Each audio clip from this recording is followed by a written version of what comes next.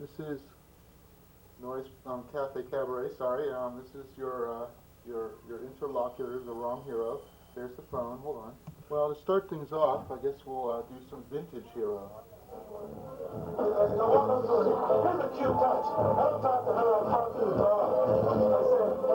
I say, Mr. Doggy, do you think your mistress can lend me 50 cents so I can buy a bottle of coffee? Listen, every time. I did my laundry here. You know, my laundry's like my sex life. Happens twice a year, takes 12 hours, weighs 150 pounds, costs $20. I understand the 12-hour thing. Yeah, because I'm too damn cheap to like put 5 quarters in the drawer, so I put 1 quarter in at a time. And I try to draw the maximum amount. It's a 30-pound drawer, I stuff in 60 pounds. And the dog. Just to keep me company.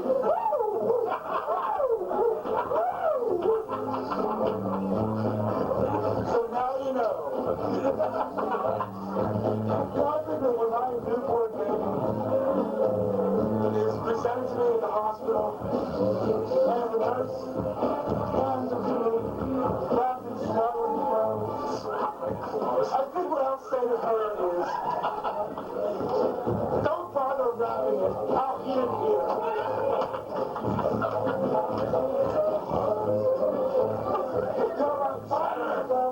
Saturday. Well, 5 years and that's Saturday. See? It's a late routine. I never repeat myself. It's a late routine. I never repeat myself. It's a when the musicians repeat themselves, that's called a #1 hit record. When I repeat myself, it's like, oh man, he's so lame. I'm in the wrong business. That's all I can do. Of course, you know, Jesus probably said that in the cross too. I'm in the wrong business. Yeah, I should have gone into carpentry or been a doctor. Could have been a monk. Could have been most anything. But now I'm mostly drunk.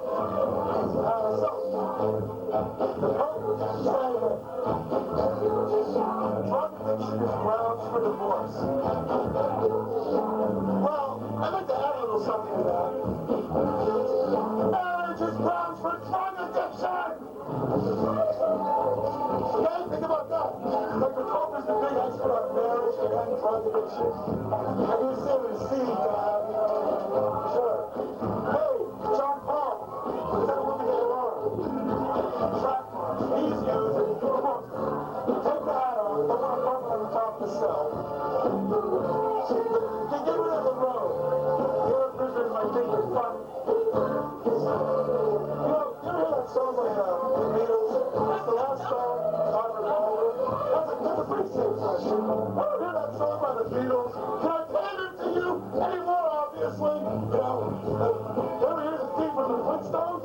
No. You ever hear that song by the Beatles, Tomorrow Never Knows? Oh, yes. Turn off your mommy ass and float downstream. It sounds like he's channeling Tennessee Tuxedo, doesn't it?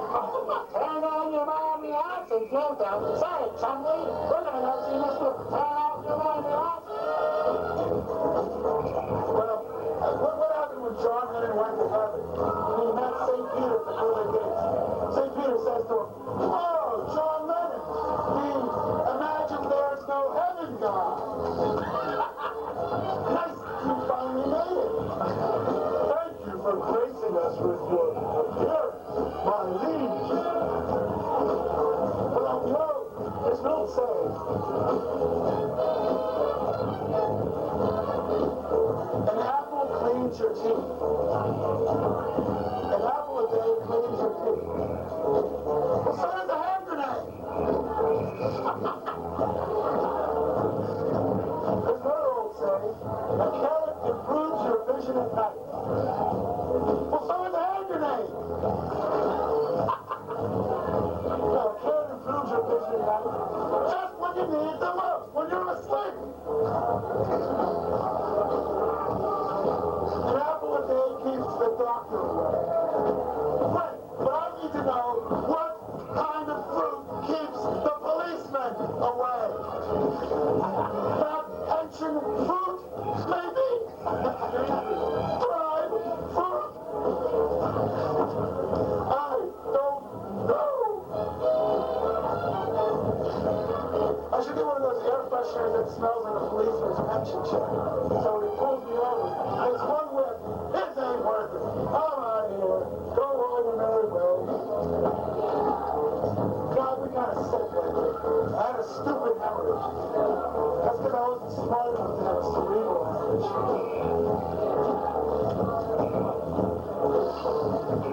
I just moved out of this scumbag apartment. 494 Mass Ave, right over High-Five Pizza. Familiar with it? Yes. But of course. It's like, you would not believe the smell in this place. It smelled like the sweatband of a recently indicted televangelist's fedora.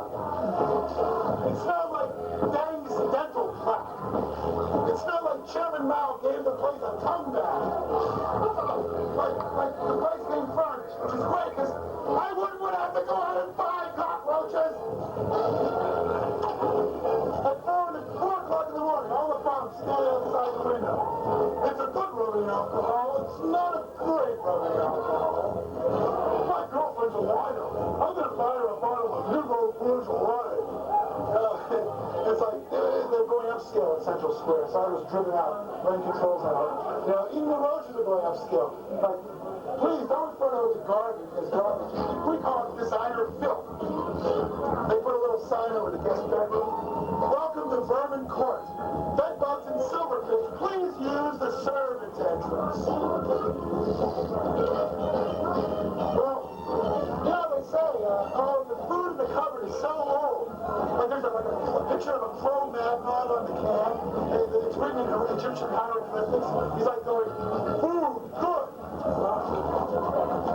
All right, that's okay. You know what else they say? Now we're getting to the good part. I'm just about done. They say, nothing's more fun than a barrel of monkeys. Except maybe one monkey in a barrel, giving you that very special smile. Come together, look. Hey, Mr. G.I., you number 10, you number 10. That kind of monkey. Yeah. Now, before I go, let me tell you, my mission in life. What does the wrong hero do?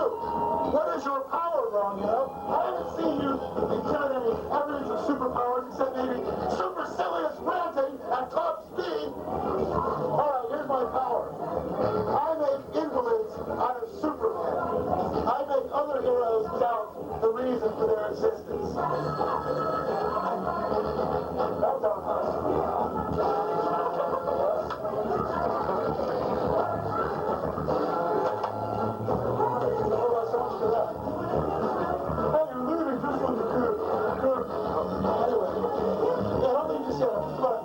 I'm just plugging my nose, but there's a line. So. Oh, yeah, so there is. It's like, okay, so here's what I do. I make invalids out of Superman. Like, I walk up to Superman and he starts doubting himself. Can I really fly when according to the laws of physics this should be impossible?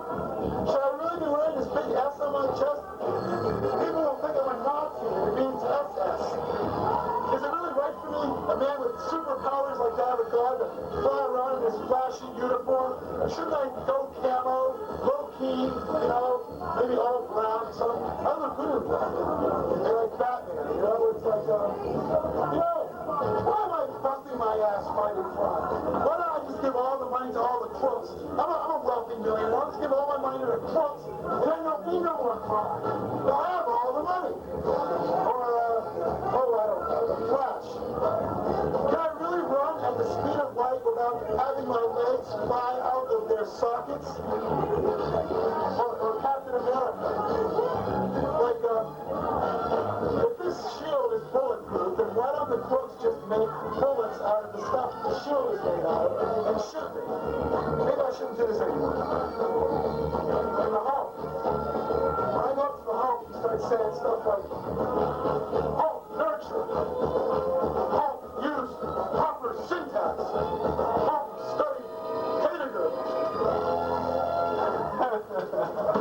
And divide square of hypotenuse. Wonder Woman. It's like, I'm supposed to be a feminist and I'm walking around in a skimpy outfit. I'm supposed to be an Amazon, but I have 2 breasts. What's going on with this anyway? Can these bracelets really repel bullets without shattering my wrists? Or the Submariner. It's like, is my name Submariner or Submariner? Can I really fly with these tiny little wings on my ankles? How can they sustain a 200-pound man with a head like an aircraft carrier? Am I really the king of Atlantis, an undersea kingdom which mysteriously nobody's ever heard of? So, and the Fantastic Four, it's like, the Human Torch, it's like, they call me Arson Boy. The thing uses me as a cigar lighter. I'm not really very much appreciated around. Or the Invisible Girl. What's my power? Vanishing when there's trouble. Just like any deadbeat dad in the country can do. What kind of power is that? Or like the Thing. I'm built like a brick shithouse. Literally. That's my power. What good is it? So anyway, just so you know, that's what the wrong is.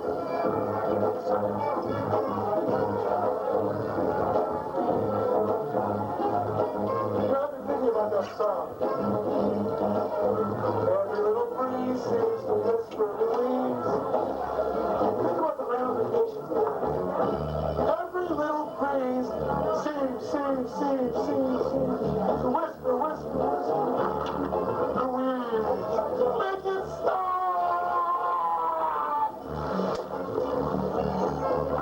Well, here's another one. Like, these are the types of songs we sing to small children. Round and round the mulberry bush, the monkey chased the weasel, the monkey thought was all in fun. Pop goes the weasel. This is my vision of hell. A monkey chasing a weasel around a mulberry bush for all eternity. Bishop Berkeley, call your office. You know what I'm saying? It's like, So, anyhow, I am the rock girl, alcoholic, drug addict, easy guy to shop for around Christmas. Remember one thing, whenever you're in trouble and you have to call somebody sir when you don't want to, just pretend that sir really means fatso. Okay? It's like, fatso, yes, fatso. Yes, fatso. Too fatso with love. They say that brevity is the soul of wit, but no, that's too long. Brevity's I'm the wrong hero. Good night. All right. Yeah. Awesome.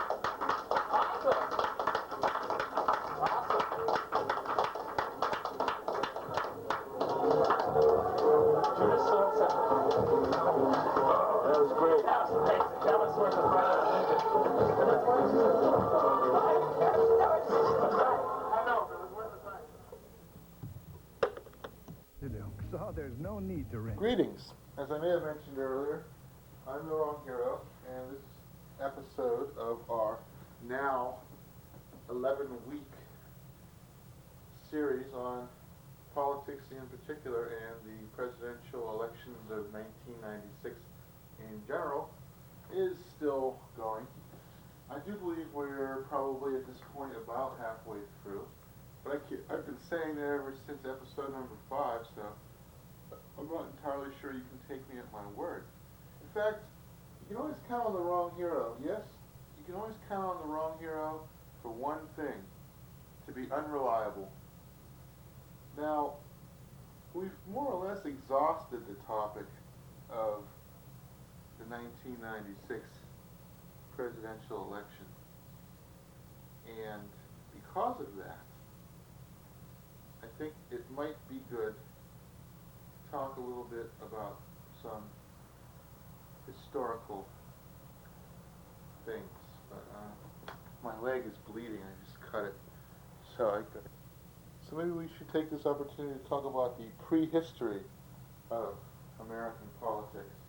Well, of course, democracy first arose among the Americans in the democratic powwows of the American Indians, specifically in the Caucasus.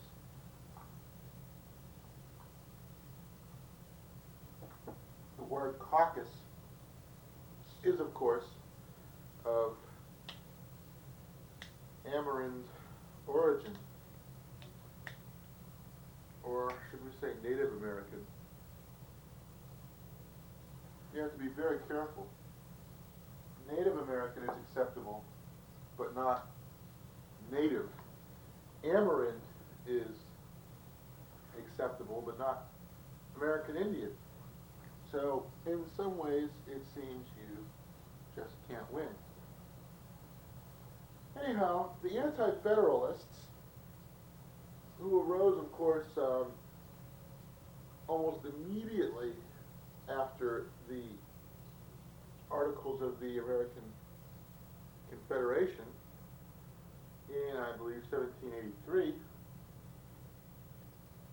told us to watch out for what happens when you centralize power under a national constitution. T.S. Eliot predicted that internecine warfare was the wave of the future. Smart man, smart man. And Eric Voegelin described the trend toward cultural disorder as the new tribalism. This is a quote from the National Review of December 31st, 1996. Honest to God, pretty soon we'll be done with 1996. Want to hear a nice poem? By Walter Savage Landor, a highly famous one.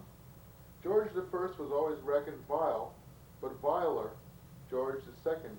And what mortal ever heard any good of George III? When from earth the fourth descended, God be praised, the Georges ended. So,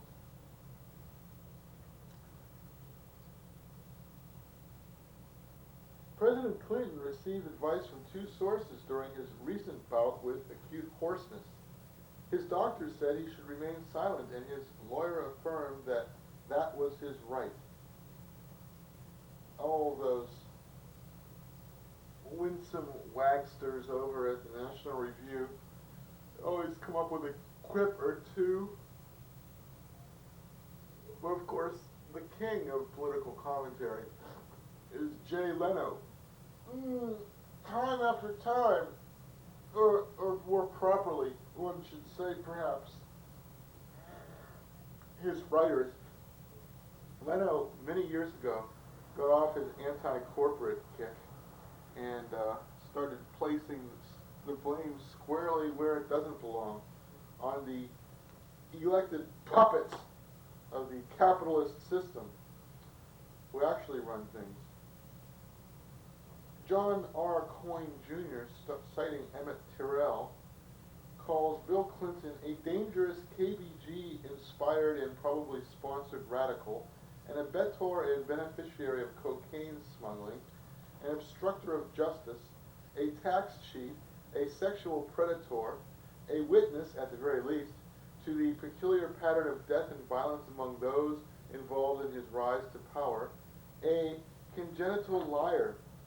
Well, maybe genital liar, who knows. But, yeah, that's quite a damning catalog of accusations. You have any evidence to back it up, Sonny? Well, apparently, yes. He tells huge lies when a little white lie would be sufficient. He applies a modest lie when no lie would be needed. He intones them all so smoothly, so coolly, so reflexively, as to suggest that, for him, there is no reality beyond himself. He lies like a man totally unencumbered by conceptions of right and wrong. He lies like a sociopath, says R. Emmett Tyrrell, who, of course, as the head honcho over at the American Spectator, really relies on Bill Clinton for one basic major thing: to to provide him a target for his rhetoric so that he might appear to be a modern-day H.L. Mencken instead of the editor of a scandal sheet cum wannabe humor periodical.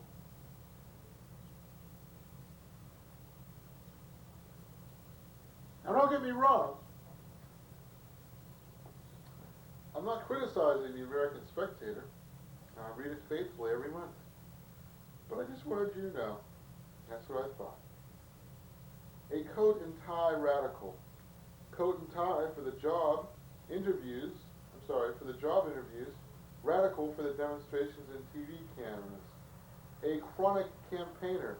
Getting into office is important. Accomplishments are not. Well,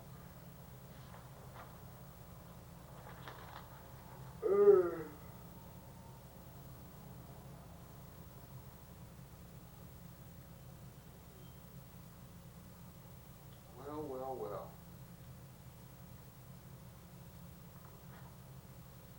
And so, Mr. Theodore Adorno gets quite a bit of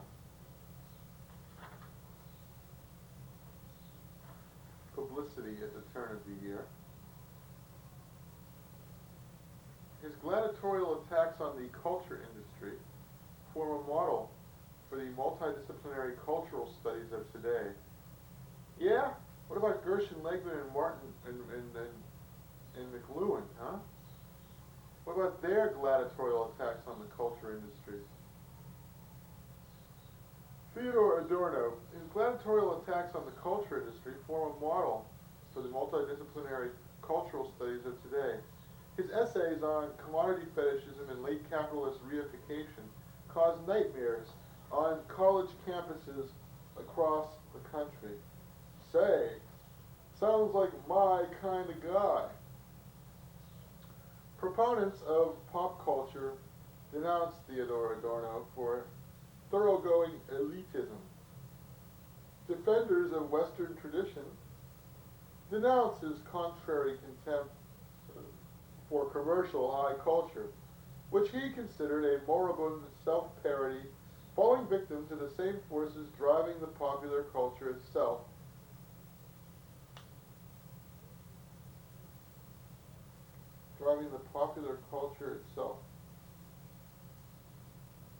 Leaving a husk of itself behind. His desolation had an aristocratic air. Georg Lukács' deadly quip. He looked at the world through the glass door of the Grand Hotel Abyss. On the left, he is deeply suspect for his quietistic nihilism.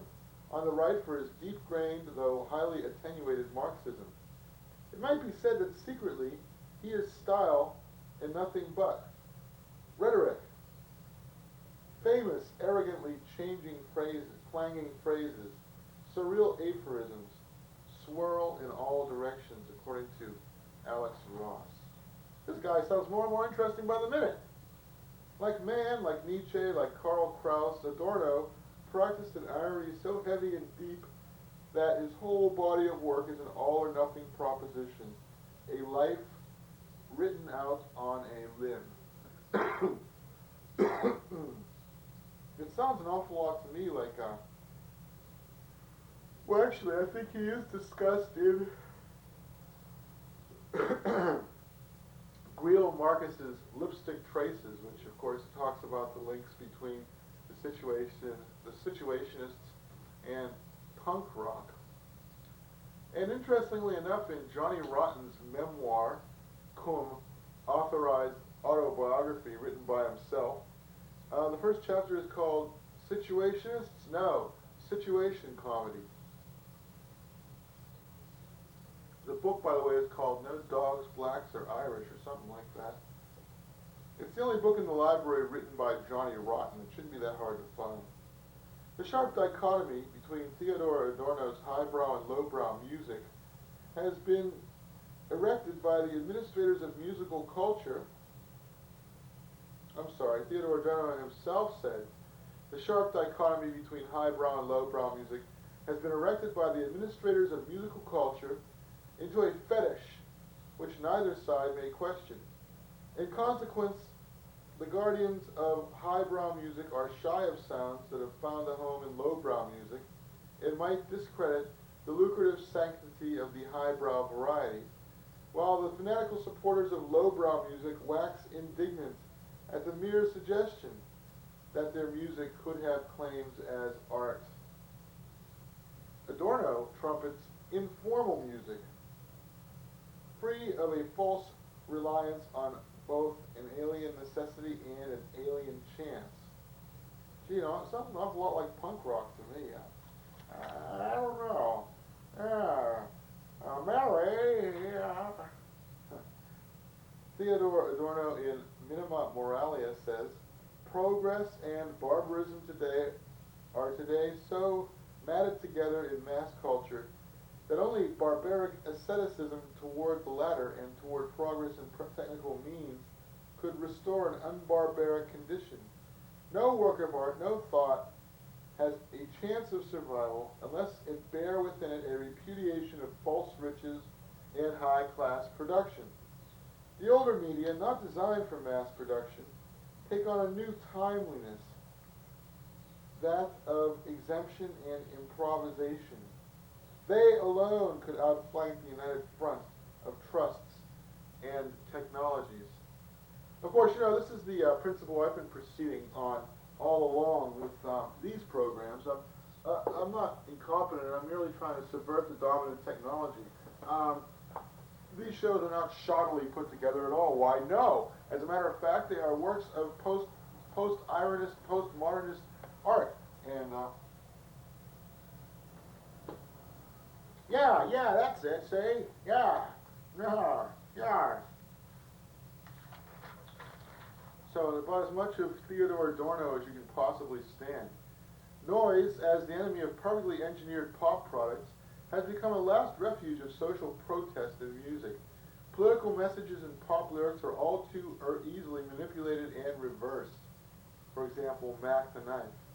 But the vague, unsettling rawness of punk and post-punk music has never been completely absorbed.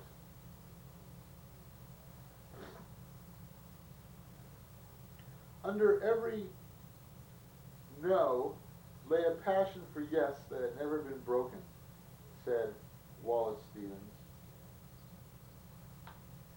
Anyhow, Nietzsche once cynically suggested that democracy gives one a choice of conforming to one of several official orthodoxies rather than merely one. That's something to keep in mind. The Atlantic had an influential article in which Jean Raspail's The Camp of the Saints was referred to. The Camp of the Saints, of course, ties right into this new tribalism that thinkers have been warning against, at least since 1987, when I first warned against it myself. And basically, the Camp of the Saints is about what would happen if people from one part of the world decided all of a sudden to come to France. Millions of them now. Hundreds of millions of them.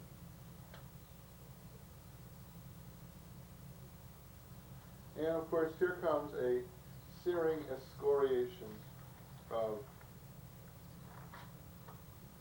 the Atlantic.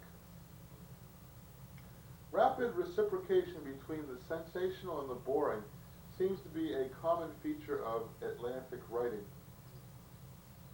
A bucolic travel article just before a horror story about lawlessness in the ghetto or anarchy in Africa. Gee, this is all from transition, huh? I have to start reading that a little more. Like so many travel writers and tourists, Wheatcroft believes his mobility and privilege make him omniscient. I suspect it is the very length and dullness of his pieces that make them convincing to some Atlantic readers, a sort of truth by the pound principle. First, a blunt proposition that one is viscerally inclined to agree with, then a pile of evidence that one doesn't necessarily have to read, but that confers an aura of reasonableness on the original proposition.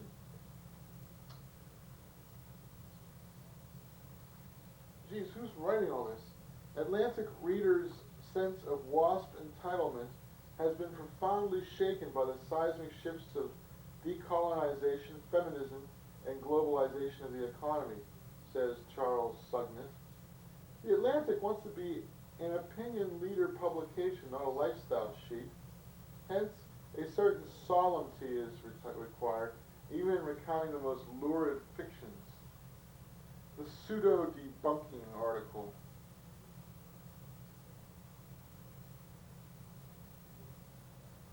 Well, all well and good, in fact.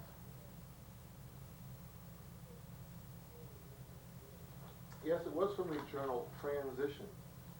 And that, in fact, is, I haven't seen that one around lately. You know, it comes out sort of irregularly. I remember when I first discovered the magazine in fact, January of 1997. It had already run through at least 70 issues, and as a matter of fact, I think it's a new series. It may have had more.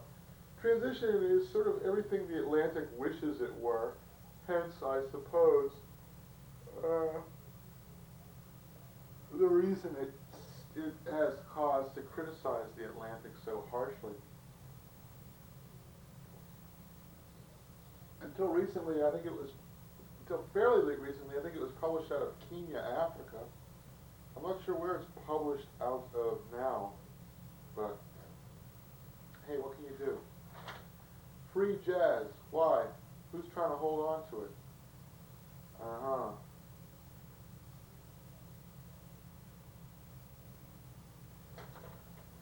A fellow named Ronald McDonald wrote to McDonald's saying, I wish to register a complaint about my name being commandeered by a clown. Your name is an insult to millions of Scotchmen. If McDonald's fails to respond to my satisfaction, I plan to go to court. I won't say under which law I plan to sue. I am reading that your company is trying to force a sandwich shop in central England to stop using the name McMunchies. It is McDonald's own court actions which inspire me to do battle. Well, may God have mercy on your soul.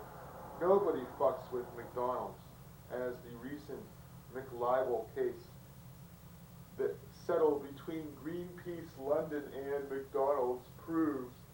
Of course, it was settled in McDonald's favor. The fine was nominal, but nevertheless, a precedent has been established.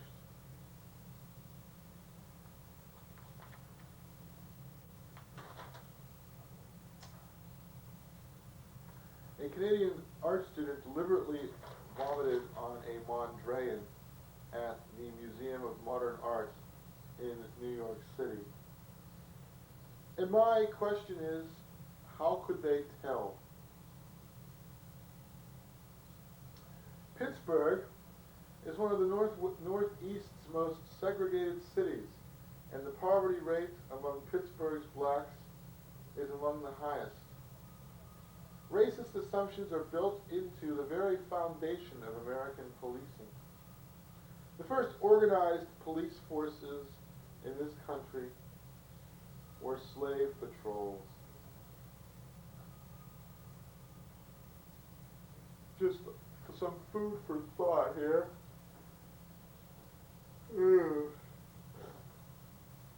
Guns are the marijuana of the right, says Alfred Blumstein in Drug Policy Letter from the summer of '96. In Dallas, for $25, you can be in a recreation of the JFK assassination if in an open limo with recorded rifle fire. These are citations from Reason magazine of February 1997. Theodore Adorno, him again, says, Donald Duck in the cartoons gets his thrashing so that the audience can learn to take their own punishment. All of a sudden, Theodore Adorno is big news. I suppose, like, it appears in transition midway through '96. Reason catches up about 8 months later, or 5 months later, because they do all have lead times. And before you know it, everybody's talking about self-styling Adorno. Well, man did not weave the web of life. He is merely a strand of it. Every part of the earth is sacred to my people. Well, Ted Perry actually said it, although it was attributed to Chief Seattle.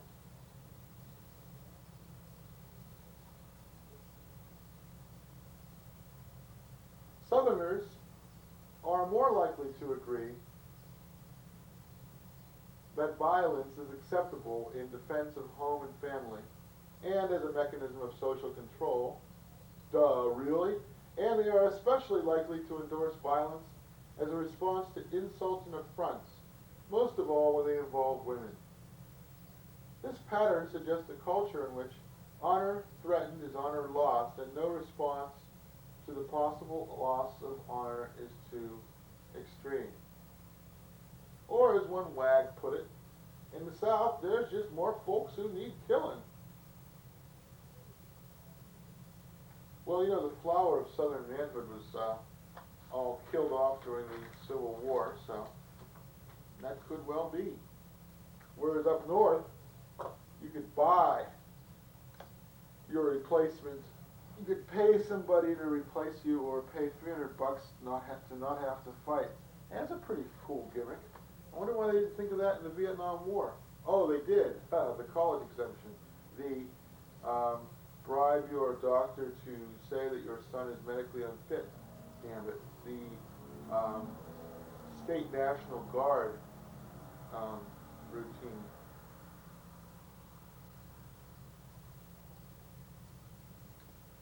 Oh, leave Dan Quayle alone. Hasn't he suffered enough?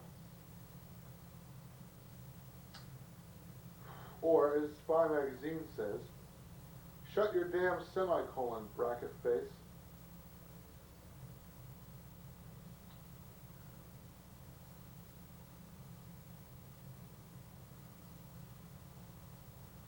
A man charged with making bombs, according to the Seattle Post-Intelligencer, said the word guilty violated his religious beliefs.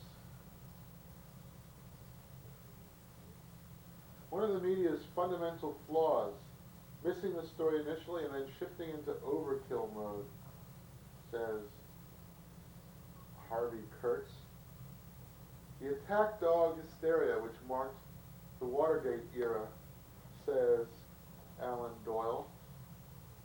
These are all quotations from American Journalism Review, January, February 1997. Buchanan, sidebar material. Dole, like Michael Dukakis, drew negative coverage because he ran a lousy campaign. Sex scandals always blow up. Journalism is such a raw, unfiltered process, it's impossible to do it in a measured way. Because the press is so competitive, they're always tripping over each other. Oh, excuse me. And now from the Columbia Journalism Review.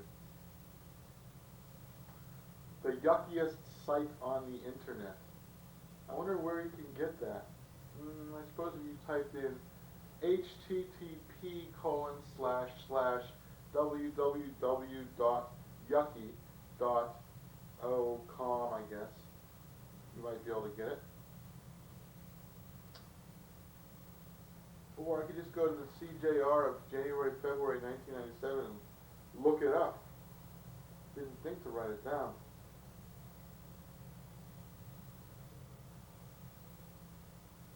Well, what really bothers me about the decision to kill the story was that reporters were saying, They can't run a story like this at this point in the campaign. It would be like clubbing a baby seal. It was the press deciding that it didn't want Dole writhing on the ice instead of just reporting the news. You know that Dole adultery scandal from 1969? Like anybody cares, like he wasn't even married, um, and the press didn't go with it in the waning weeks of the campaign. Except, of course, the tabloid press, the supermarket tabloid press. I think they were wise not to. It would have made the race less of a horse race. It might have gotten so that Clinton actually won by an enormous margin instead of merely a respectable one. Or might have pushed more voters in the Perot camp and given that gruesome little gnome even more unnecessary publicity. As a slaughterhouse of moral integrity, Time magazine is the Verdun of the young, said Murray Kempton. Journalism is the ultimate tourism, says Henry Grunwald. One of Grunwald's children complained that he was not so much raised as edited. Well, yeah. Isn't that just the way?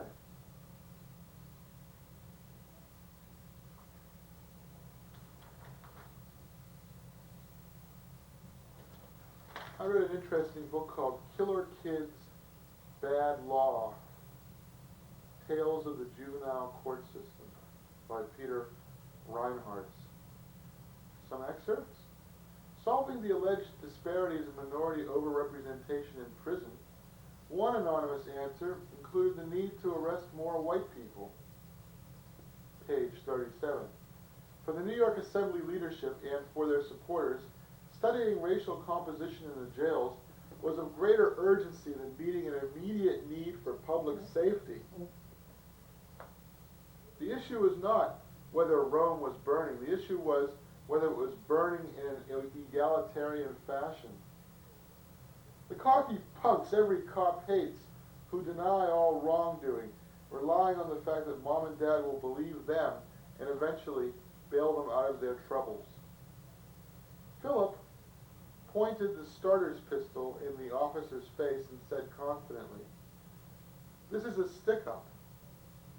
The officer stood up to his full height and looked down at Philip and his unreal threat. He pulled his own gun out, shoved it into Philip's nostril, and said, "No, it isn't." Of course, police like to speak of their perpetrators as having a speed limit IQ. One perpetrator, on being arrested, said, "I can say what I want. You check it out. It's in Chapter 1 of the Constitution. It's in the First Commandment." Even a gullible society eventually runs out of patience. But to some, anything short of exoneration was the institutionalized racism of a kangaroo court. Any attempt to jail was genocide. Fantasy and reality had become inseparable. Page 186. Realistically, the opportunity for education is not translated into a success story. Don't I know it? Page 334. There are no definite answers because there are no true solutions to crime. Every civilized society has had its criminals, and ours cannot rewrite history by solving the crime problem. Those who suggest solutions to crime problems are selling modern-day snake oil to buyers who are tired of living under the gun. Crime can, however, be limited, and it can be displaced. People can turn their lives around, but it is not the obligation of the government to do this for them. Similarly, their failure to reform is not the government's failure to reform them. Businesses will not remain in the city. Social services cannot become the primary function of the urban government, since those who are likely to pay for the services are less likely to require them. Well, as the Spare Change magazine of January 1st through 15th, 1997 put it, a good definition of romantic is people who believe in things that don't exist. In that issue of Spare Change, William Irwin Thompson talks of the four masculine archetypes: leader, chief; hunter, warrior; shaman, priest; and clown, artist. I'm not quite sure he's got it right, though. I seem to think that the four masculine archetypes were posited somewhat differently in a different source. But anyway, it's as good a guide as any. Learning trust is the central task in connecting with the world. Expert in being sneaky, secretive, disobedient, lying, conning, thieving, often coldly taking advantage by playing on the goodness found in other people, afraid to do friendship with men or real intimacy with women, because we have never experienced trust as positive behavior. The universal human need to be loved is felt as a danger, as a threat of harm, as weakness. He becomes a victim and a victimizer.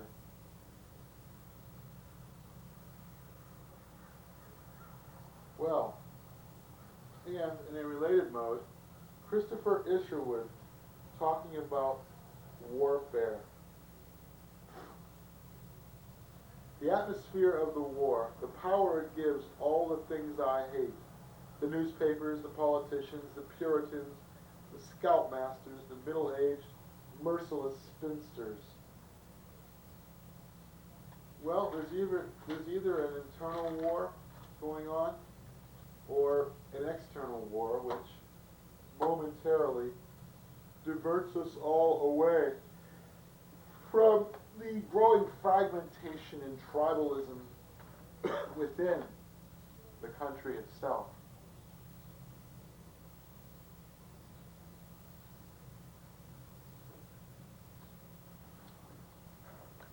'Twas ever thus, 'twill ever be.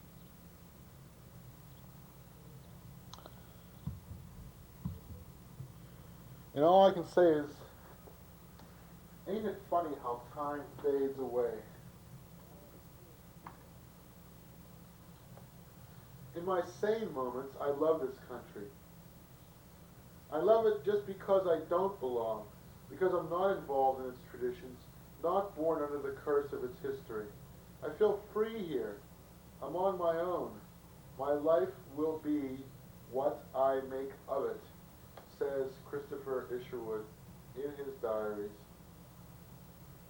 from March of 1940.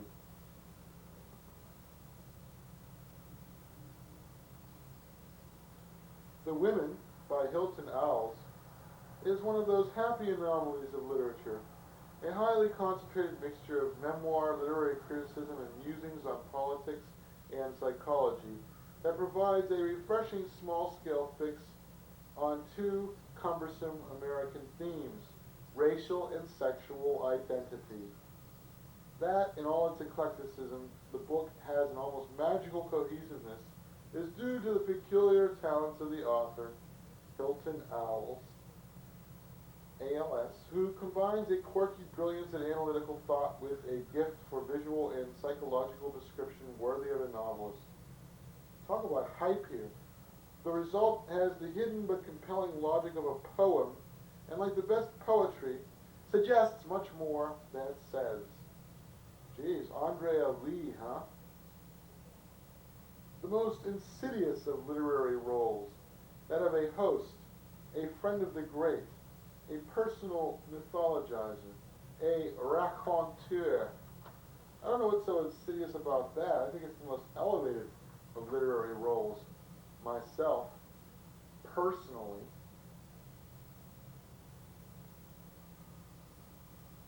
Well, according to this thing here, Malcolm X, according to Hilton Owls, lived less for other people than he did for power.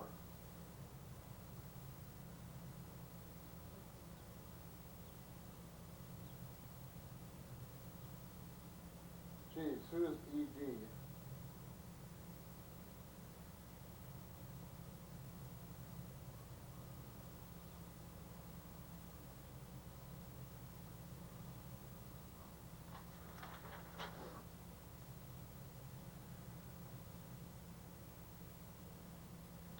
To be the child of invalids is in itself a special kind of experience and an important one to an author. He has heard two languages through childhood, the one spoken with ease at home and the other spoken with ease in the streets and at school, but spoken poorly at home. This may give a heightened sensitivity to language, a sense of idiom, and a sense of how much expresses itself through colloquialism. But it also produces in some a fear of mispronunciation, a hesitation in speech, and a sharpened focus upon the character of the parents, says Delmore Schwartz. I always felt I spoke a foreign language, says Ruth Gay. Even the nursery rhymes her daughter recited would ding as she realized how little the American voice was her own.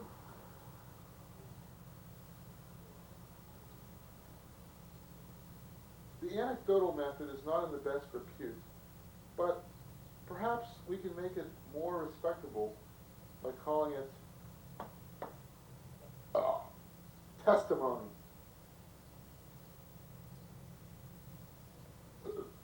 Nostalgia is, after all, an expression of feeling, not necessarily a reflection of reality. And memory is a tricky devil.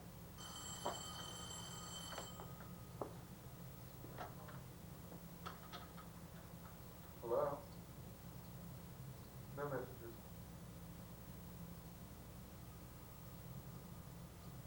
Yes. I did. Oh, wait a minute. The thing is blinking. Okay, I'll hang it till I can call again.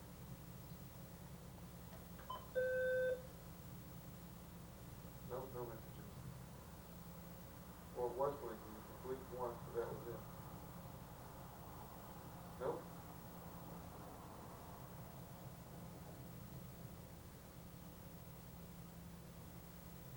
If I'm here and anybody leaves a message, I'll give you a call. All right.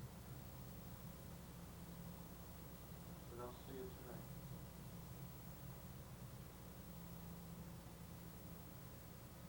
Maybe we can leave going again tonight. I can get up really early and bring it back home. All right. Okay.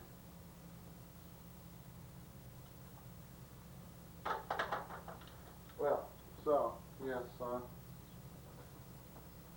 having one of those little tiffs. This one might be more serious than most. But, hey, what can you do? So I'm frantically trying to finish as many of these programs as I can before I have to haul my ass out of here, if in fact that becomes the case. Also, July is the last month I'm really going to have to do these. In August, who knows? I won't have time. And yet, I was hoping to finish at least through September.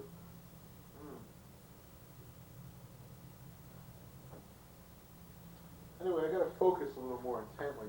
You know, these programs actually have the potential of being really good if only I could focus my attention on one subject. Now, what I'm trying to do here is give a kind of catalog of political thought as represented by, say, some 40 or 50 major publications. As Edgar Allan Poe realized in the 1840s, the magazine is the coming thing.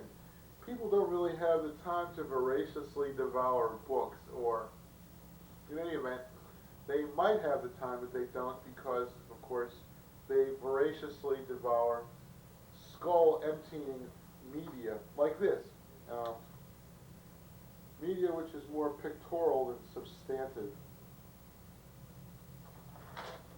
A philosophy is an expression of a man's intimate character, says William James, cited by Tom Lute. Tom Lute talks a little bit about early American politics as well. He says, by the time the rough-hewn populist soldier Andrew Jackson defeated the aristocratic John Quincy Adams for the presidency in 1828, things in the United States had clearly undergone an important shift. As the dominance of a small patrician class gave way to the industrial and mercantile system, now roles for men emerged. The entrepreneur, the manager, the professional, the financier, and the like, creating, among other things, new anxieties about male identity, which animated the work of Melville, Emerson, Hawthorne, Frederick Douglass, Whitman.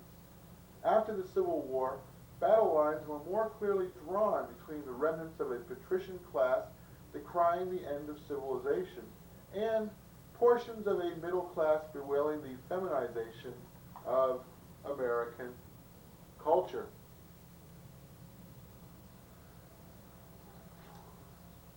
So, some food for thought. The Davy Crockett almanacs were contrasting the manliness of the lowborn against the feminized gentleman of in the 1830s. As William James put it, there is nothing absolutely ideal. Ideals are relative to the lives that entertain them.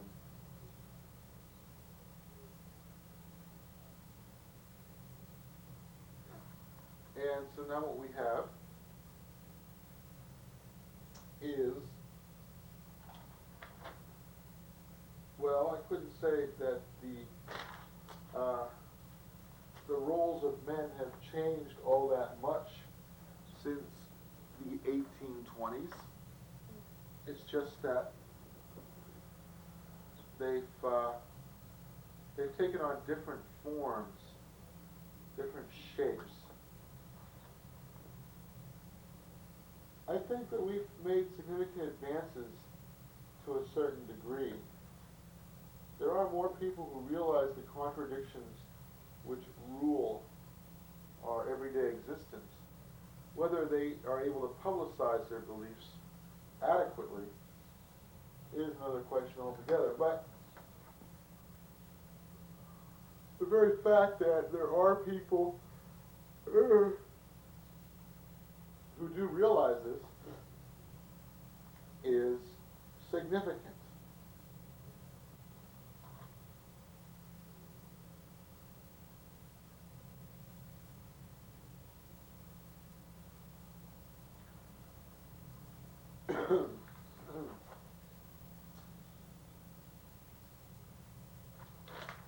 If Jesus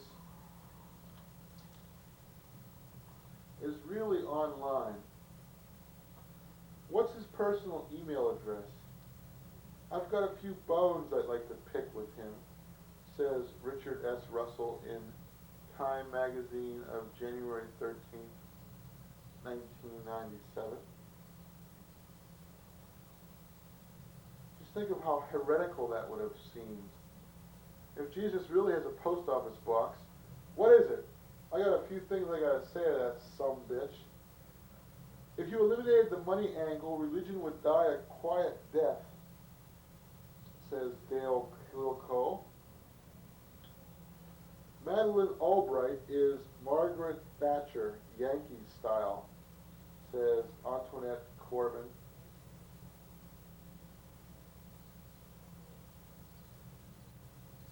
Castro, in a letter written to Franklin Delano Roosevelt at the age of 12, wrote, I have not seen a $10 bill green American and would like to have one. How do you like that? Can you imagine Stalin writing a letter to, I don't know, Woodrow Wilson? I have not seen a $5 Greens bill American. I'd like to write a letter to Bill Clinton. I have never seen a $1,000 bill Green American. I hear they are no longer in circulation. However, I know that as president, you can probably get one and send it to me, so I can look upon this marvel and perhaps own it. What would I do with it? I couldn't cash it in, right? Or could I? Sure I could. Jack Nance died at age 53, a day after being hit on the head during a fight at a donut shop in South Pasadena. Jack Nance is perhaps better known to us as one of the people in Eraserhead.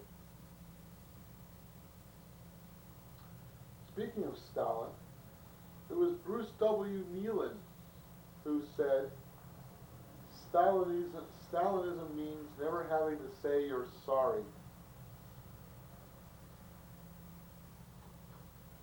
Well, unfortunately, as 1997 pursues its inevitable course, our nation's politics have settled back into a type of quiescence, which is miasmic in its ability to bore even the uninitiates.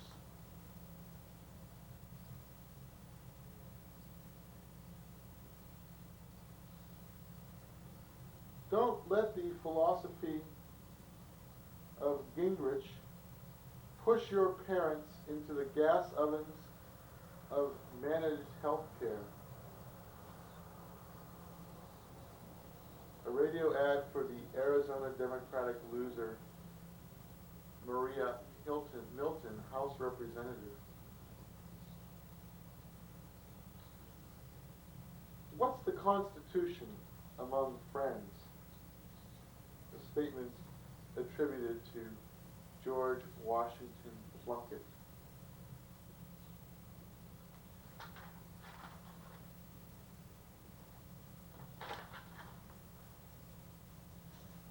Ralph Reed used to say that the stealth candidates of the Christian coalition had to fly beneath the radar of society to make inroads. Promise Keepers have been filling enormous football stadiums with extreme right-wing activists, and nobody noticed. Either there was no more radar or someone's turned it off. This is cited in Counterspin.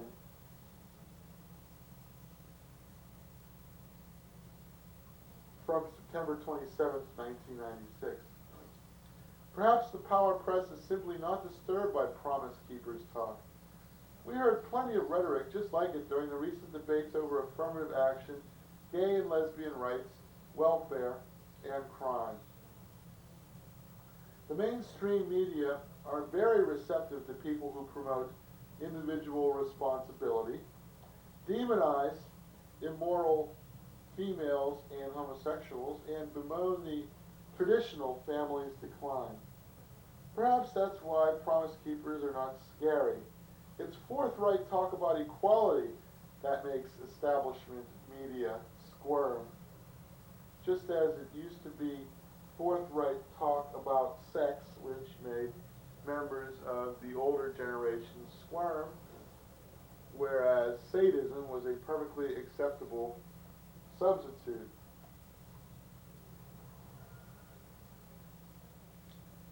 It's kind of indicative of this, I will tell you, in a personal anecdote. One time I wanted to massage the back of my cousin, Greg, who didn't like to be touched, and so I offered to hit him instead with my karate chops, to the back. That was acceptable. It's okay if you hit me, but I don't want you to, actually massage me, because, that's girl stuff,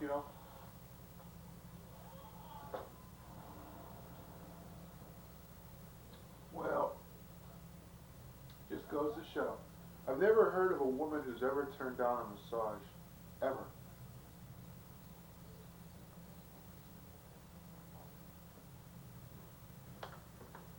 You can learn a lot this way.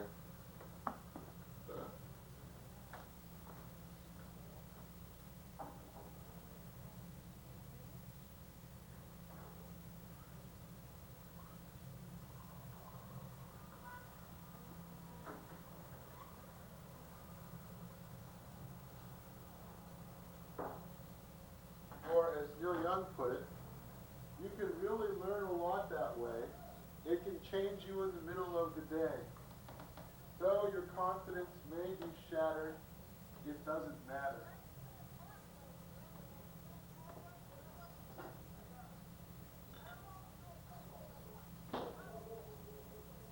You know, it's kind of funny when you realize that of all the rock and roll stars in the 1970s, Neil Young will probably have made the most lasting contribution, and the same, though not strictly true of the 1980s, is still food for thought. Sorry I'm so sleepy. I got up extra early just so I could do this. Because I love you. No, I love you. Election coverage narrowed Clinton's lead and helped the GOP keep Congress. Finally, we're getting into strategy and tactics here. This is Extra magazine from January-February of 1997. A thin but highly readable and highly recommended magazine about media in general and politics in particular. One that everybody should add to their reading list. Some have claimed that the media were showing a bias toward the underdog. Since Dole was so far behind, harping on corruption in his campaign would be like kicking someone when he's down. But the media love to kick people when they're down. That's the safest time to kick them. There is some strategy to it, bashing the liberal media. If you watch any great coach, what they try to do is work the referees. Maybe the referee will cut you a little slack next time. You don't see a bias toward the underdog when the underdog is a progressive candidate like Jesse Jackson or Jerry Brown. You see a piling on.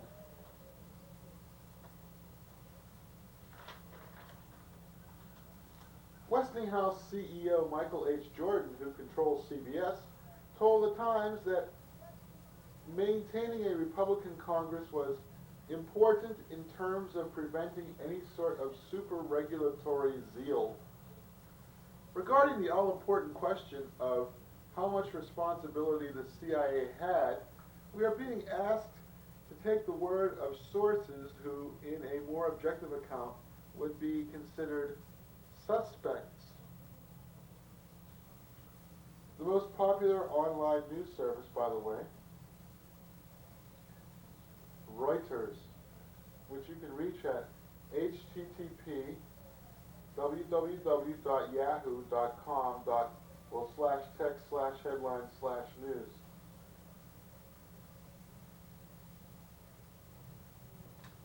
Well, I'm going to have to write these down in my little book.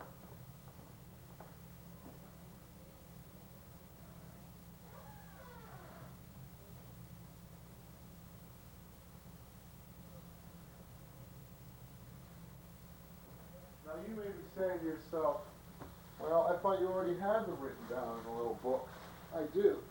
However, my friends, not to bore you with my own problems, but it is a great personal sacrifice that I bring you these programs because, of course, I have so many other things that I absolutely must be doing and am not doing because I love you and I must bring you these things.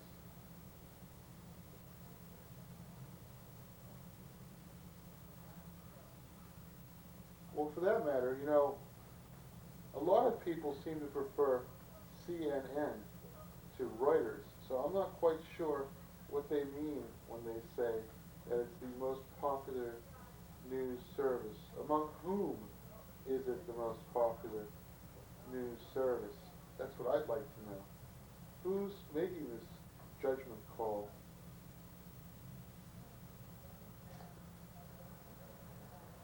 In any event,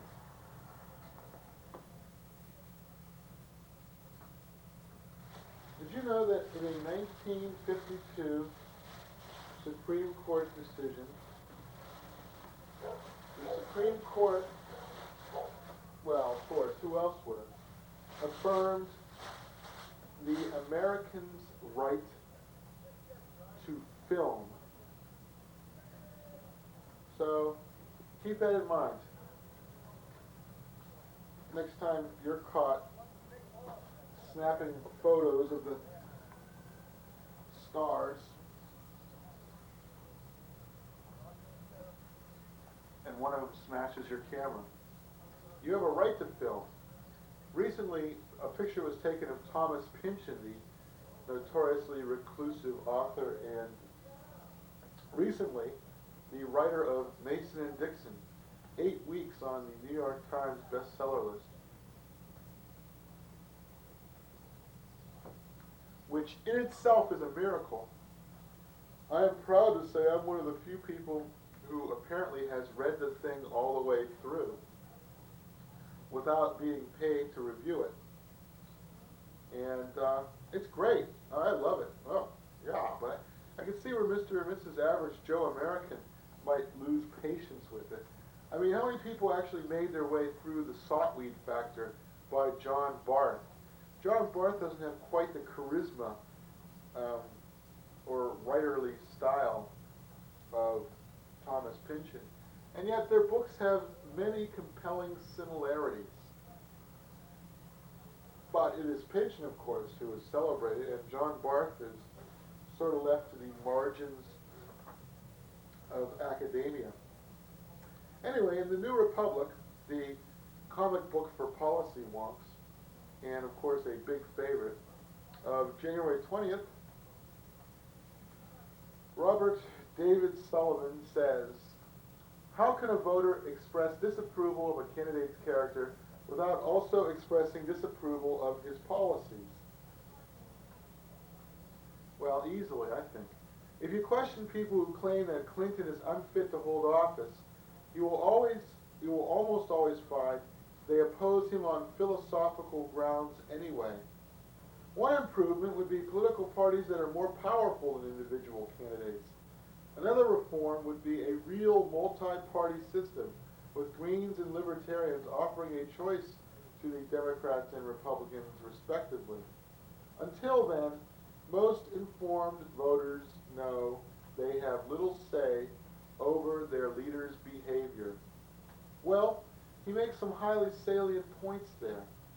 They bear reiteration. One improvement, political parties that are more powerful than individual candidates.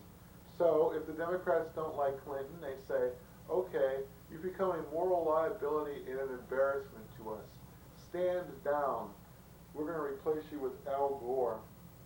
Sort of what happened with Nixon, actually. And then, of course, they managed to get rid of Agnew and replace him with Ford before they managed to pry Nixon loose from his chair in the Oval Office. See, that was the really remarkable aspect of Watergate to me. The fact that they, the mysterious they, were able to get rid of Agnew. Nobody wanted Agnew as president. I knew from the second that Agnew had pled nolo contendere to a charge of bribery that Nixon was going to be out. Nixon was the next to go.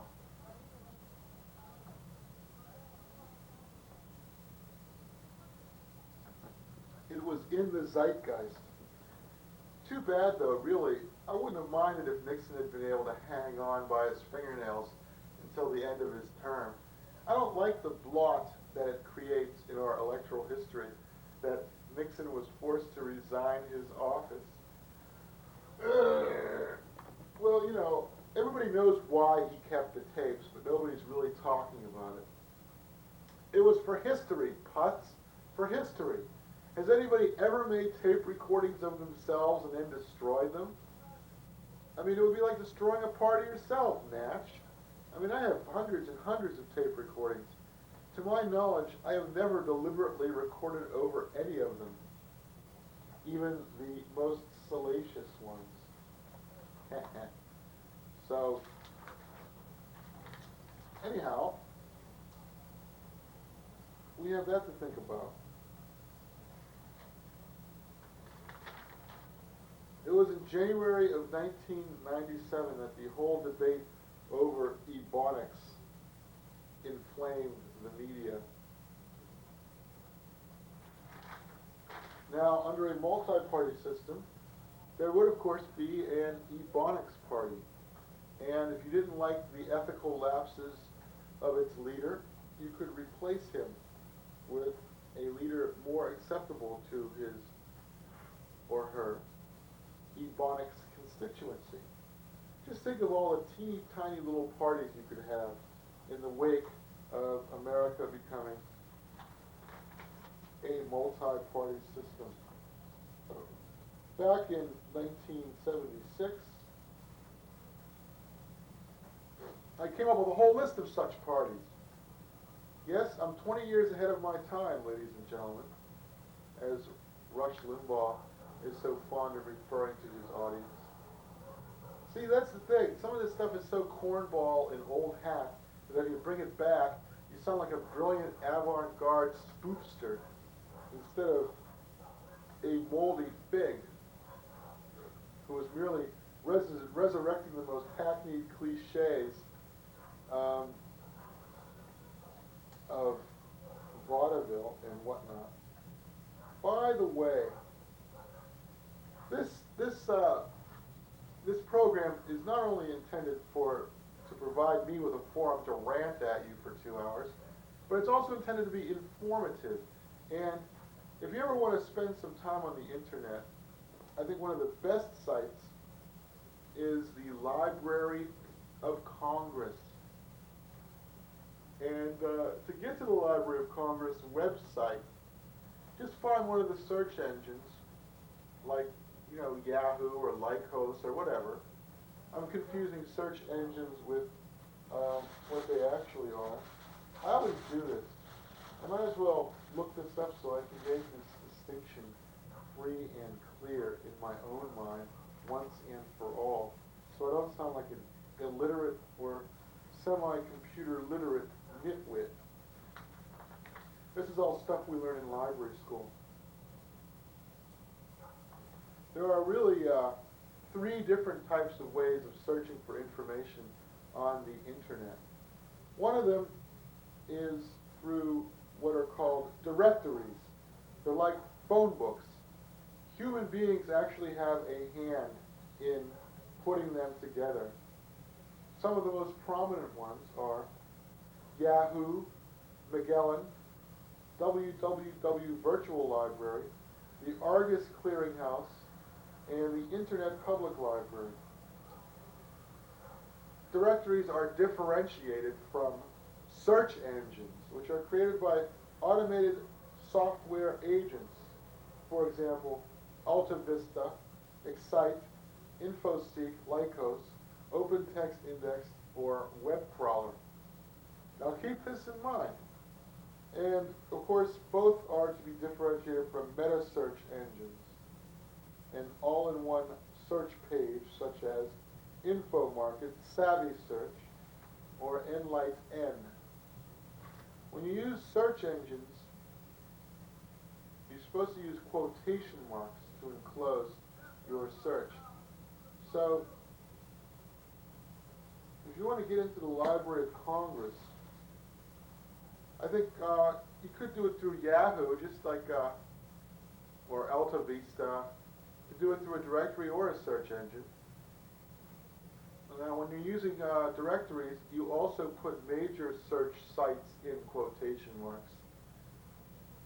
Just type in Library of Congress. I think you would probably, and it might give you a list of about 20 different things, but, just go through the list until you find Library of Congress. They've got so much great stuff on there, you would not believe it.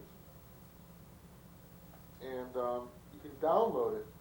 I pulled up a poster from the 1924 Magicians Conference, a poster of Harry Houdini, all this great stuff.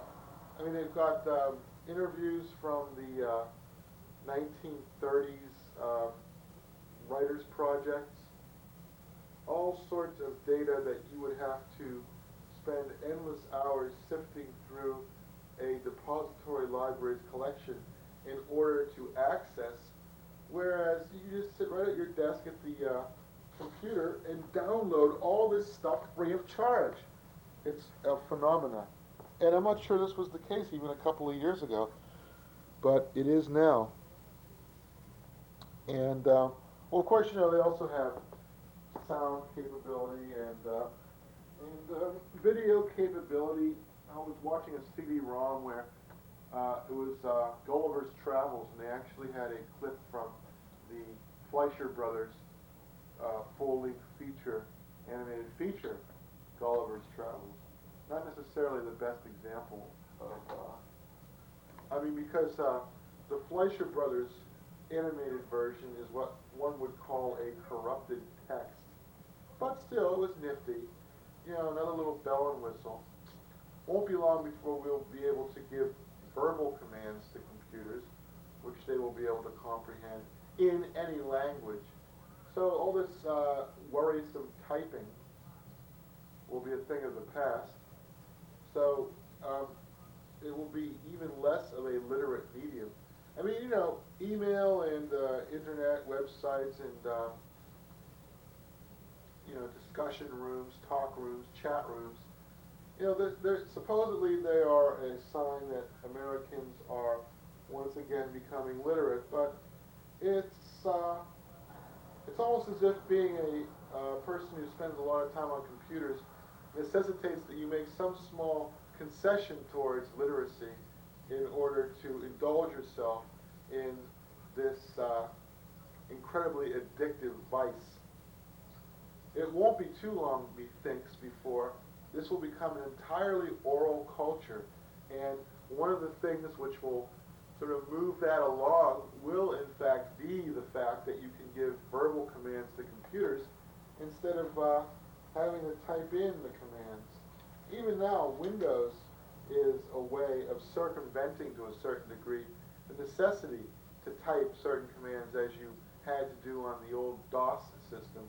Of course, you still have to type things in, but you can also maneuver around with the mouse use the Windows. It's just so much easier to use Windows than it is to have to type a keystroke and make and of course there's always the possibility that you will give the wrong keystroke command and then mess everything up for 20 minutes. Whereas with Windows, it's less likely that you'll do that. So we are rapidly heading to a post-ironic society which doesn't even know what irony is to begin with.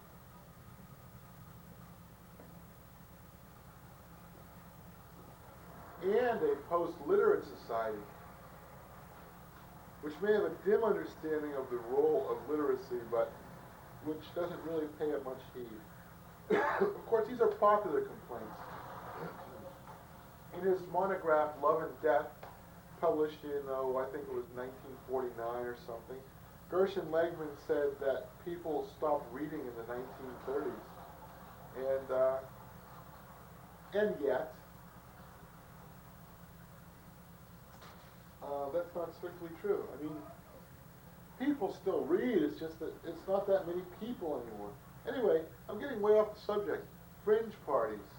Well, let's see, the Right to Die Party, our slogan, it's my party and I'll die if I want to. The Anti-Equestrian Party.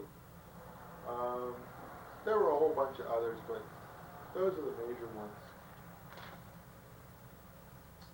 I would like to see a bunch of fringe parties arise, and of course the way our electoral system is set up, at least on the presidential level, it would be impossible to reach a consensus on who our president should be, should we in fact devise a multi-party system, unless we change the current system of winner take all in the United States for each state. If you win if you win the votes, the electoral votes of California by the merest margin, you don't win a proportional amount of those delegates. This is true of virtually every state, save one or two. I think Maine is one of the states that does not, that has proportional representation in the electoral college during presidential elections. If you win by one vote in California, you get all of their electoral votes. You don't get a proportion. You don't get half of them. So it's the way it's set up. It clearly favors the person who is going to win anyway. And it thoroughly marginalizes anybody hapless enough to be neither a Republican nor a Democrat. I mean, look at Ralph Nader. He got less than 500,000 votes. The Libertarian candidate, less than 500,000 votes. I mean, and the thing is, I mean, it's a pretty piss-poor excuse for a minority party when they can't even manage 2% of the vote between them.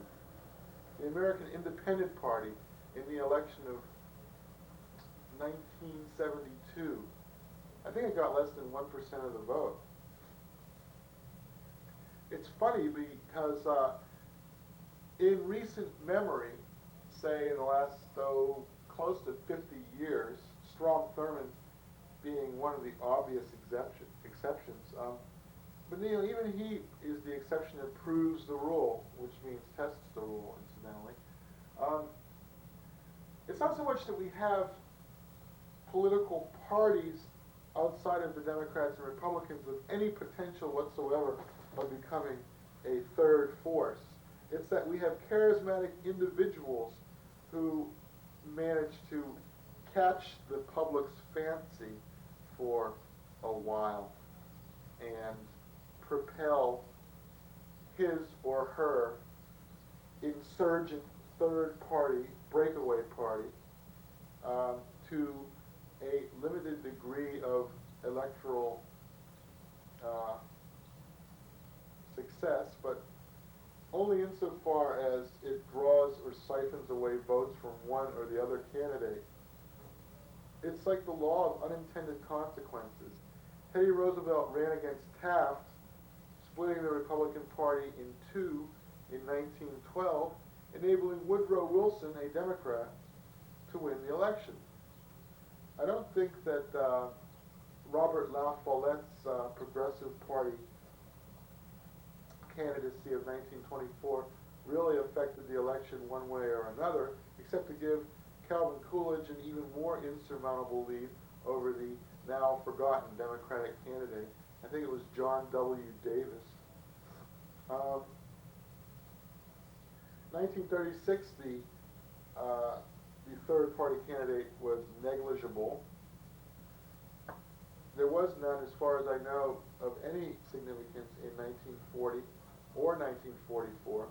In 1948, of course, there was Strom Thurmond, strong, charismatic leader, and his Dixiecrats, and Henry Wallace, former vice president, and his Progressive Party, and neither of them, well, the Dixiecrats came very close to derailing Truman, and the left-wing Progressive Party got less than 1% of the vote, as I seem to recall. So even though the Democratic Party was split three ways, Truman still managed to triumph over Thomas Dewey, who enough people had, I suppose, apparently decided was so distasteful that it wasn't worth it to get rid of Truman just to replace him with somebody like Thomas Dewey. And then, you know, it was all quiet on the third party front for quite a while thereafter. 52, no third party worth speaking of. 56, ditto. 1960, nope. 64, forget about it. And then in 68, 20 years later, you had George Wallace in his American Independent Party. And again, it's a case of a strong, charismatic leader fronting an organization which doesn't really exist without him, which is why third parties never gain a foothold. It's always strong, charismatic individuals. No, and very few of them ever decide to make more than two runs. And most of them, decide to make only one third-party run. Oh, I forgot about 1980. Yeah, John Anderson was in the race with his party. I think it was called the Independent Party, which, well, it's a shame. Nobody ever ran with that particular ball. But I voted for John Anderson, as I never fail at reminding people.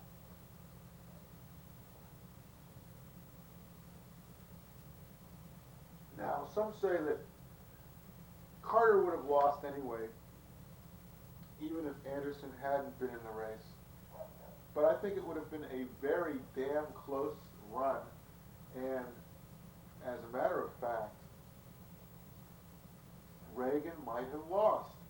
We would have had 4 more years of Carter, who had more or less forfeited any claim on the Washington establishment's attention and was rapidly forfeiting any claim on the attention of foreign leaders. Perhaps it was fortunate, I am grudgingly willing to concede, that Ronald Reagan did in fact win in 1980. I mean, because it paved the way for a big mess, but who knows if the mess wouldn't have been even worse if Carter had been around. I mean, it's one of those things. You can't really say one way or the other. So, you know, in 88, there was no third party worth speaking of. In 92, however, Ross Perot, strong, charismatic leader, without whom his party wouldn't really exist. And then in 96, I mean, this is virtually unprecedented. Sure, there have been other presidential elections, mostly in the 19th century, in which it was a 5-way split, in which the voters were given a choice between 5 parties, which any one of which theoretically could become major parties if they weren't already. Like the Reform Party, you know, the very name sort of implies a certain temporality because, well, once the reforms have been enacted, there's no reason for the Reform Party. But on the other hand, the Libertarian Party and the Green Party, I mean, both are viable. I mean, libertarianism is an actual political philosophy, howsoever wrong-headed one might feel it is. And the Green Party, well, I mean, sure, people with the Green Party are geniuses. Geniuses have high foreheads. People with high foreheads are communists. Therefore, people in the Green Party are communists. But I don't think that assessment really holds water. I mean, look at Al Gore. He might very well have been a member of the Green Party if things had shaken out somewhat differently. And Ralph Nader might very well be vice president right now, again, if things had shaken out a little differently. But, I mean, 1996 is the first election in living memory, practically, in which we've had 5 political parties vying for a slice of the electoral pie. And the year 2000 promises to be extremely interesting if we have even as many as the same 5 parties in the mix. Perot's going to be kind of old, you know, in the year 2000. I mean, it'll be his last hurrah. But if he does in fact run again, it will be virtually unprecedented that such a person should run for office 3 times consecutively and not be a member of the major party. Sure, the prohibitionist candidate, the socialist worker candidate, the American Communist Party candidate, all of these ran, you know, multiple times for president, but those were really extreme fringe parties that never really made much of a dent one way or another.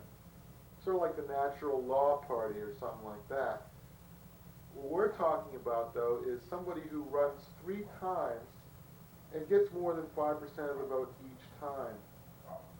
Perot was sort of like looking pretty bad towards the end of the 96 election. It was only that last-minute media blitz. And it's really funny, too, Marilyn Monroe begats Jane Mansfield, and Jane Mansfield begats her clone, Mamie Van Doren. And, Ross Perot has a clone. It's Maury Taylor, who ran for the Republican nomination. And I'm wondering, what is the clone of Maury Taylor going to be? Some other incredibly rich, super rich guy like John Connolly decides that the country would be best served if he were in charge, although nobody else in the world agrees.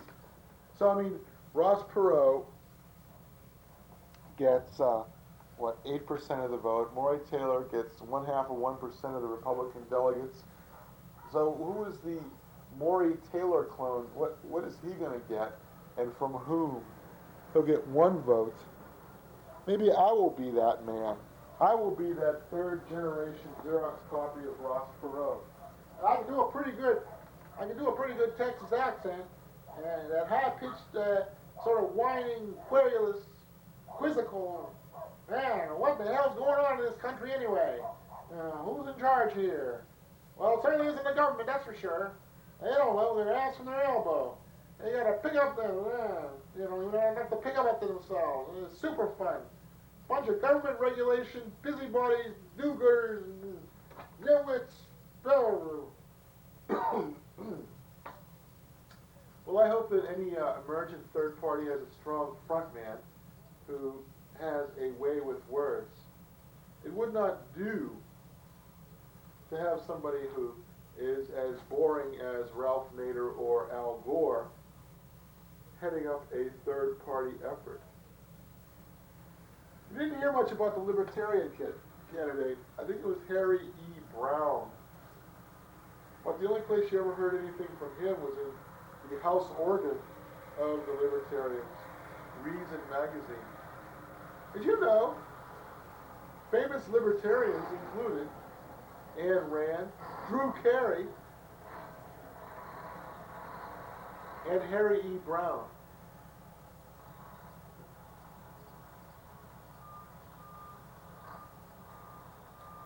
And let's not forget Grover Norquist, head of Americans for Tax Reform. I knew him in college. I'm thinking of starting my own competing organization called Americans for Football, Hot Dogs, the Flag, and Apple Pie. So,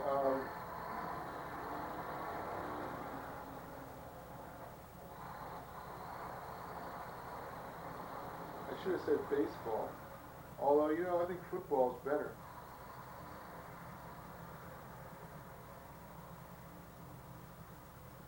Somebody referred to Robert Mitchum as American as day-old apple pie. Each successive age has reconceived Lincoln in relation to its own preoccupations, says Andrew Delbanco in the New Republic of January 20th. After that lengthy digression, we're finally getting back to the New Republic. The legendary Lincoln may have been as powerful an influence as the historical, says Don and Virginia Fehrenbacher, cited by Andrew Delbanco. The pattern, Nathaniel Hawthorne referred to him as the pattern American, an iconoclast who never spared himself from his own leveling wit. And remember, Lincoln was, in fact, the second candidate of an insurgent third-party movement, although it had become the second party in opposition to the Democrats by 1860. Remember, in that election, there were also 5 people running for high office. The Constitutional Democrats, led by Bell, the Republicans, Lincoln, the Democrats, Douglas, and 2 other parties. Constitutional Union, I think it was called.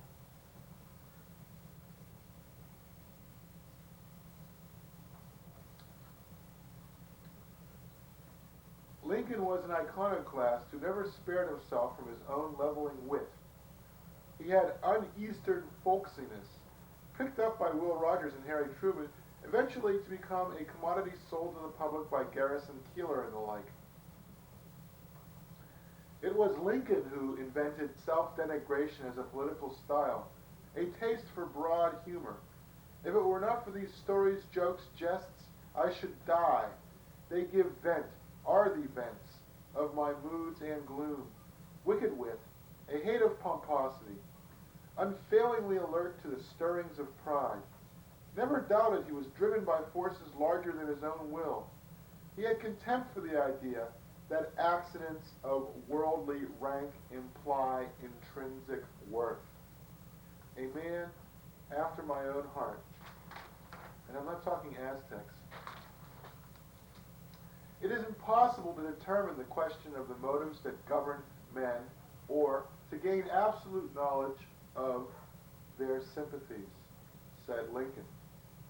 There is in Lincoln a universalizing impulse that cuts across the flimsy barriers by which people try to wall themselves off from those whom they deem unworthy of inclusion in their circle.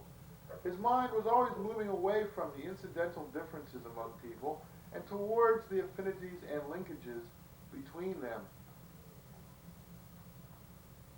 At bottom, the snaky tongue of selfishness will wag out, says Lincoln. This is apropos of writers, but I think it also applies to politicians. All great writers suffer interlinear periods of neglect, that belittling process by which each generation thinks to mark its advance over its predecessors. The same might very well be said of presidents. Who is the president who is most currently in neglect right now?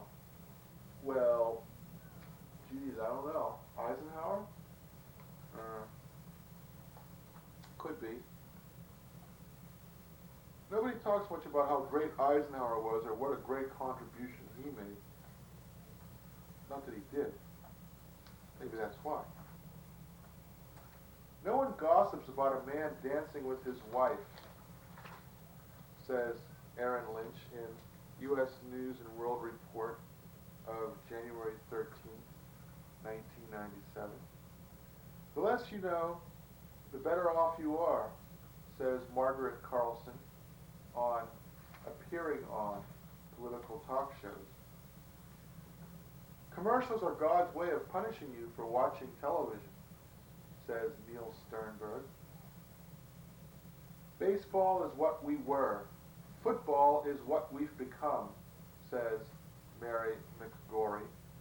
These are all quotes from John Leo's year-end wrap-up of quotes.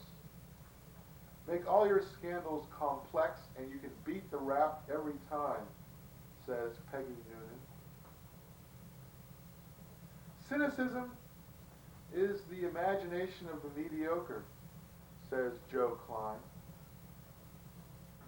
Most accidents happen in the middle of the road, says Eugene McCarthy, the 1968 insurgent, who thoroughly altered the balance of power in the election of that year. Smart is not something you are, smart is something you can get, says Jeff Howard. If there were no market for disloyalty, there'd be less of it, says Gloria Borger, paraphrasing that oldest of old saws. Treason doth never prosper. What be the reason? For when it prosper, none dare call it treason. Now, I don't know who exactly said that in the first place, but it's not really worth the time to look it up. But it is so true.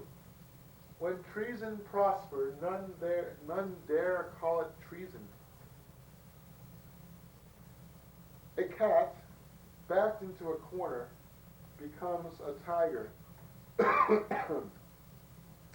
A pretty commonplace quote, except when you consider the source, none other than Alexander Lebed. Now, he's not much in the news anymore, is he? It's Yeltsin's daughter.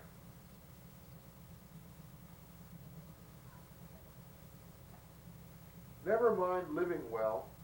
Revenge is the best revenge.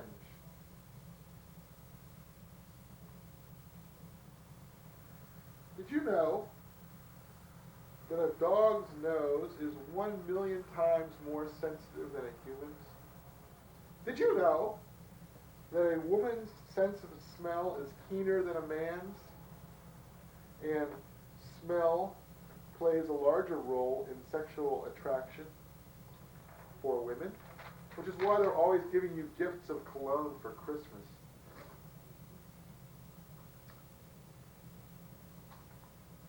Smells carry an emotional quality, says Rachel Hertz.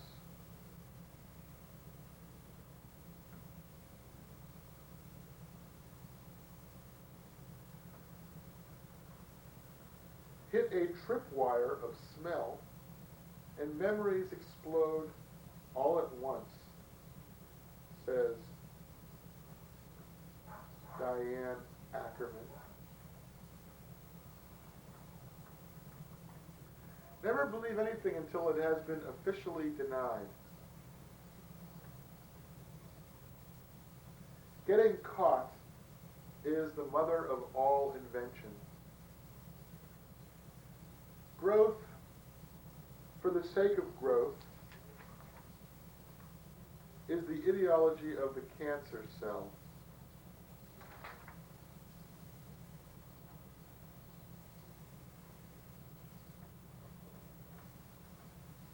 Humans sense not the world around them, but a version of the world, one their brains have concocted. There's nothing wrong with making mistakes.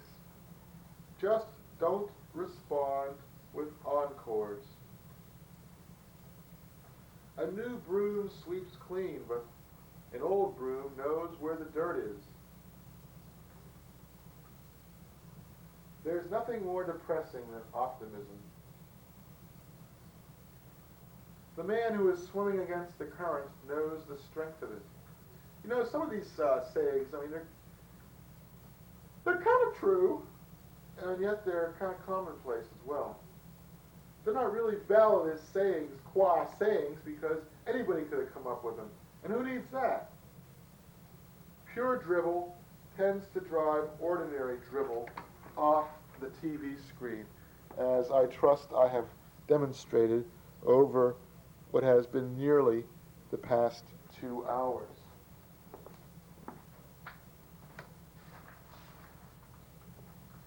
Everything is in a state of flux, including the status quo, as Mort Zuckerman has cited.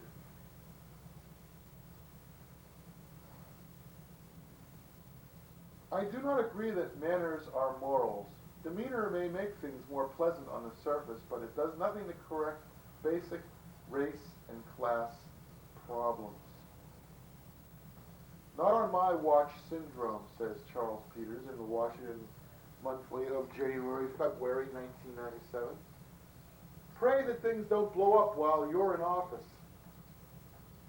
Although much of government's disrepute is the product of propaganda from conservative ideologues, some of it is earned. And as long as that is true, the Rush Limbaughs will have just enough truth on their side to make their broadsides credible.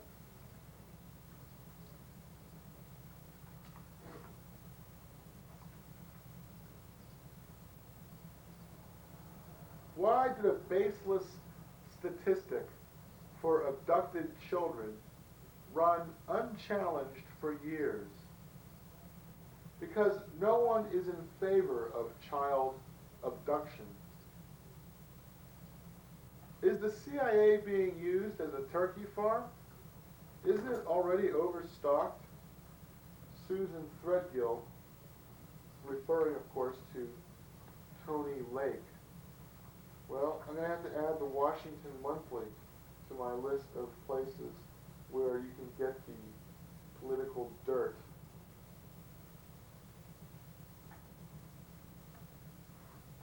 sure they have a website by now. By the end of the year, everybody will have a website, even the Anti-Computer Coalition. Willie Brown, less a New Age LaGuardia than a latter-day Jimmy Walker, says Harold Meyerson. See, that's what I like. They don't bother to explain to you who Fiorello LaGuardia or who Jimmy Walker was. They assume you already know. Of course, LaGuardia was famous as the somewhat populist and yet conservative Catholic Italian New York City mayor. And Jimmy Walker was famous for his fabulous corruption as he ruled New York City as mayor in the late 1920s and was basically disgraced during the Depression in a scandal. You could trust Lee Atwater to always act in his own interests. Lee Atwater was a man who was obsessed with Lee Atwater, said James Carville. Another case of the pot calling the kettle black. I liked Lee Atwater's approach to manufacturing a response to a candidate's speech, strategically placing enthusiastic supporters at home plate in front of the microphone, and then placing smaller pockets at first, second, and third base to create a home run effect on the rest of the crowd. That's what I need to do. I learned a lot about politics by going to wrestling. Audiences at professional wrestling matches are the swing voters in elections, said Lee Atwater. Machiavellian scholars haven't read The Prince 23 times, and it would be very un-Machiavellian to admit you did, says James Carville about Lee Atwater. Well,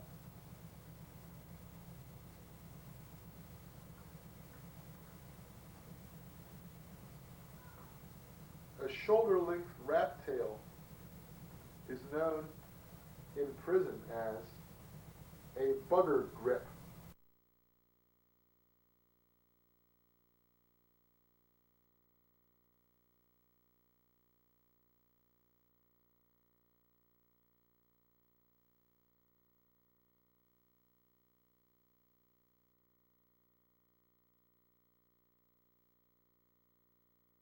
Who knows how long this has been going on, this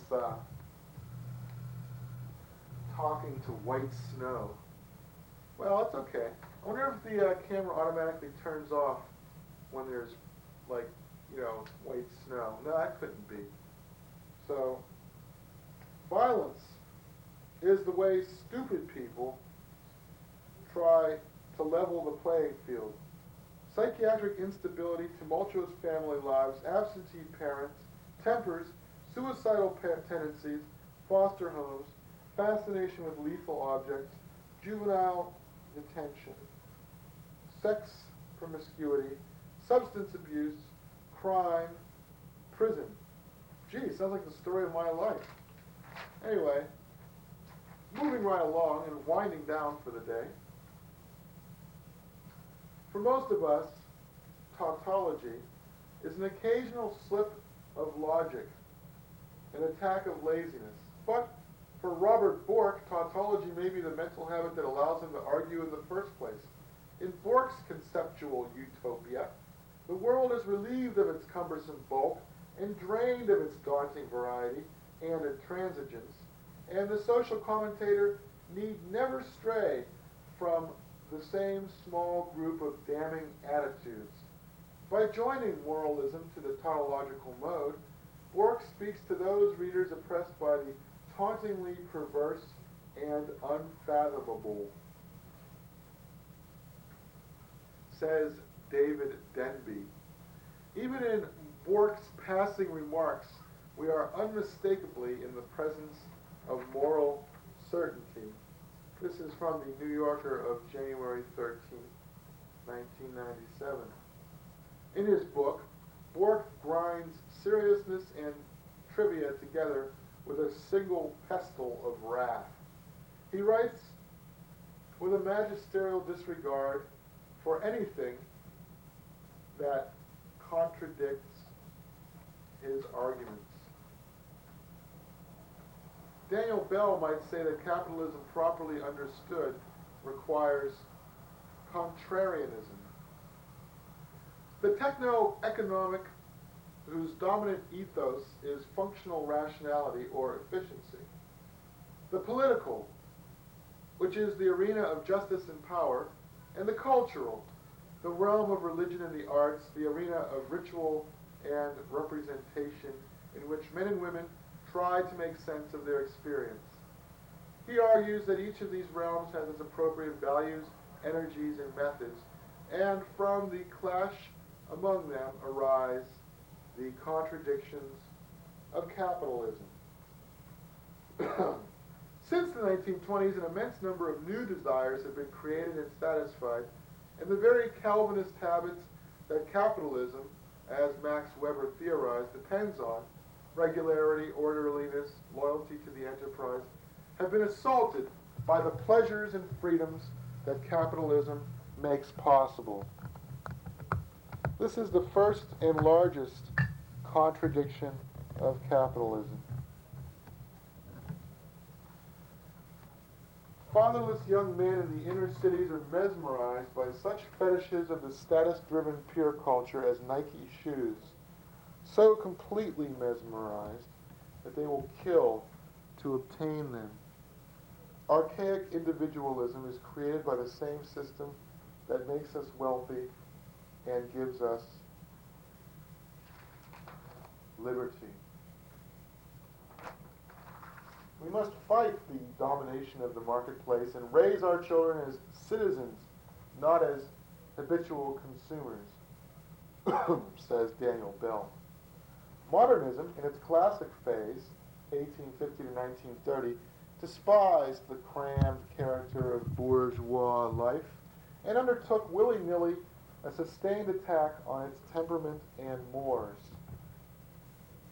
The cumulative effect of avant-garde explorations was to replace the classical artistic conventions with a new emphasis on simultaneity, immediacy, and sensation. Modernism tutors the self in its new demand for expression and pleasure. And here's the paradox. Cultural modernism, though subversive of bourgeois mores, flourishes only in liberal capitalist states. Socialism insists on austerity and repression. Capitalism, in another contradiction, breeds and shields the art that tries to destroy it. Eventually, of course, capitalism assimilates modernism, turning it into parody and pastiche, the furniture of corporate lifestyle. Art is no longer a threat. It becomes an aspect of marketing, the routine shocks of MTV. Bell, in The Cultural Contradictions of Capitalism, is stirred by the audacities of Baudelaire, Schoenberg, and Jackson Pollock, even as he is appalled by what modernism has done to bourgeois certitude. Bell wants authority in culture, standards, an ethical notion of the self, and he hopes for a revival of religion. Bell deplores the promiscuous and antinomian self, making its endless, anxious choices in the consumerist bazaar. Well, about as good a place as any